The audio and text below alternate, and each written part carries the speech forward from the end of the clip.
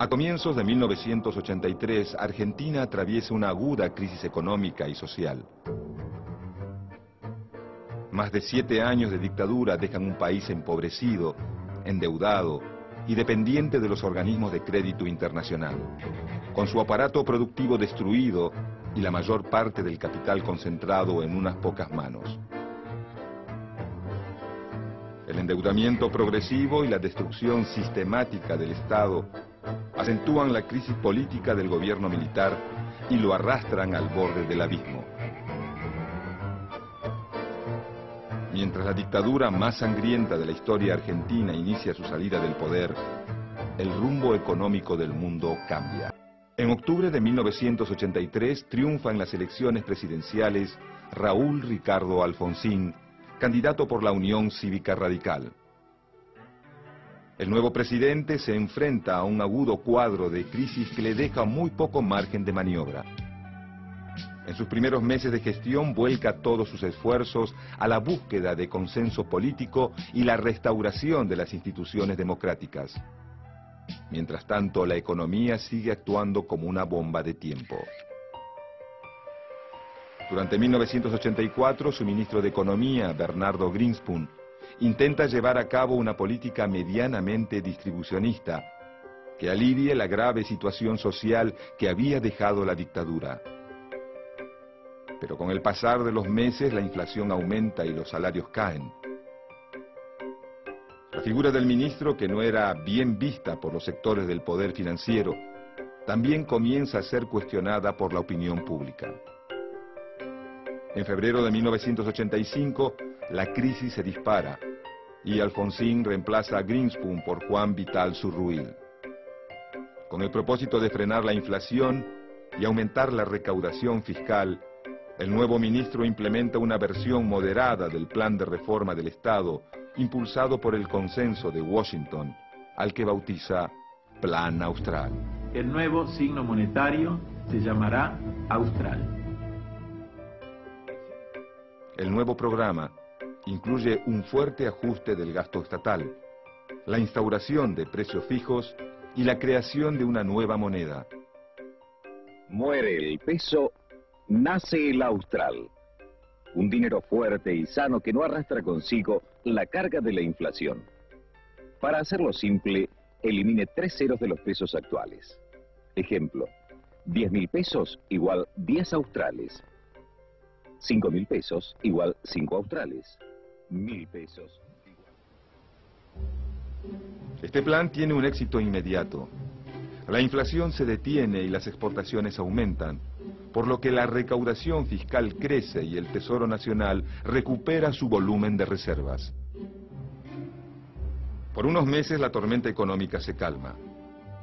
Respaldado por la marcha del Plan Austral y por sus logros políticos recientes, como el juicio a las juntas y la resolución del conflicto por el canal de Beagle, el radicalismo comienza a proyectarse para las elecciones de 1989.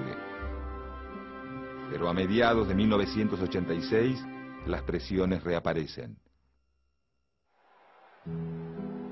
Los empresarios comienzan a exigir aumentos en los precios, al tiempo que los sindicatos reclaman un incremento en los muy desvalorizados salarios. El gobierno cede y la inflación retoma su curva ascendente. Mientras tanto, los precios de los productos argentinos de exportación caen en picada. La deuda externa crece y los acreedores presionan al gobierno para que cumpla con el cronograma de pagos. Agobiado por las obligaciones, en 1987 el gobierno de Alfonsín realiza un intento de reforma del Estado que incluye la privatización de varias empresas públicas. Pero su proyecto encuentra la oposición tenaz del peronismo y el rechazo masivo de la opinión pública. Asfixiado por la falta de reservas, el gobierno comienza a emitir bonos, aumentando aún más la deuda del Estado.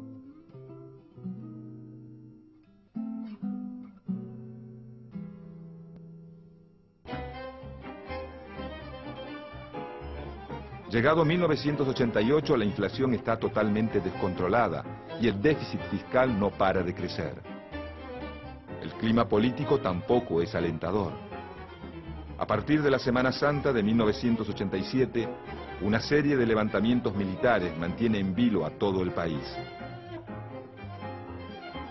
Por otro lado, la CGT, liderada por Saúl Ubaldini, continúa con su campaña de huelgas generales que desgastan aún más la imagen del presidente. Frente a este escenario, el gobierno elabora una estrategia de salvataje cuyo objetivo principal es lograr un mínimo control de la economía hasta llegar a la fecha de las elecciones.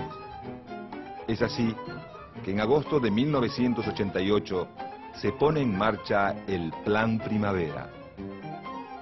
Con este plan, el Estado busca regular el precio del dólar, estableciendo un doble juego cambiario, al tiempo que intenta un acuerdo entre obreros y empresarios para congelar precios y salarios.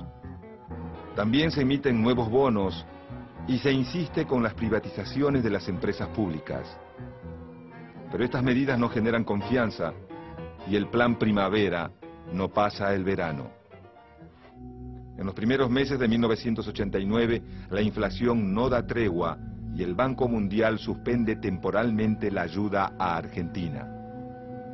Mientras el índice de pobreza aumenta vertiginosamente y el costo de vida arrasa los sueldos de los trabajadores, el ministro Zurruil renuncia. Llegado mayo de 1989, el gobierno de Alfonsín recibe ataques de todos los frentes. En Estados Unidos, el nuevo presidente, George Bush, aumenta la presión financiera sobre el Estado argentino, intimándolo a cumplir con los pagos de la deuda externa. Al mismo tiempo, dentro del país, las grandes empresas retienen sus divisas, la clase media compra dólares y las clases bajas a duras penas pueden comprar alimentos.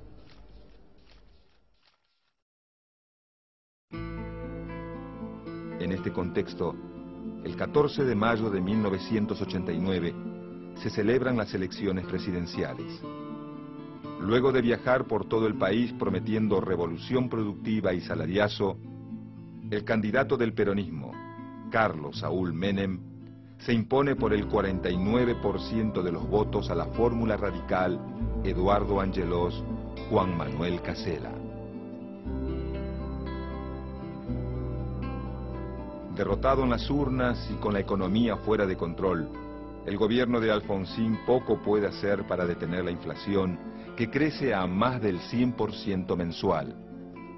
2 días después de las elecciones, la situación social estalla.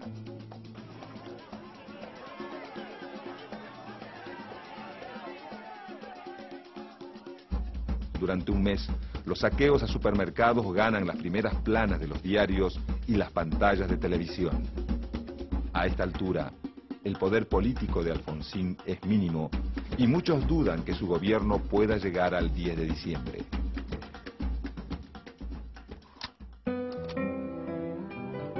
Junio de 1989 comienza en medio de grandes complicaciones.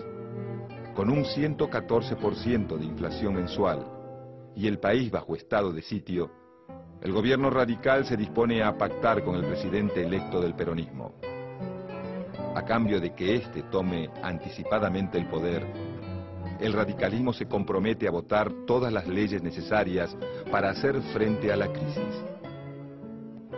Finalmente, el 8 de julio de 1989, 5 meses antes de la fecha estipulada para el inicio de su mandato, Carlos Menem asume como presidente.